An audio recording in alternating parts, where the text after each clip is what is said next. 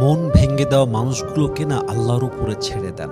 অভিযোগ করতে যাবেন না, খুব বেশি ওভার রিয়েক্ট করতে যাবেন না, বারবার প্রশ্ন করতে যাবেন না, কেন বিশ্বাস ভাঙলা, কেন বেঈমানি করলা, কেন আমাকে আঘাত করলা, কেন বেঈমানি করলা। চুপ হয়ে যান, নীরব হয়ে যান, আল্লাহর উপরে ছেড়ে দেন। মাথায় রাখবেন যে আপনার মন ভেঙেছে, যদি আপনি আল্লাহর উপরে বিচারটা ছাড়তে পারেন, ওকেও আল্লাহ এমন জায়গা থেকে ভাঙবে যে ওর মাজার হাড়টা এমনভাবে ভেঙে যাবে ও আর সেকেন্ড টাইম উঠে দাঁড়াবার কোনো সাহস এবং শক্তি খুঁজে পাবে না। ঠিক কিনা বলেন? অতএব অভিযোগ নয়, আল্লাহর উপর ছেড়ে দেন।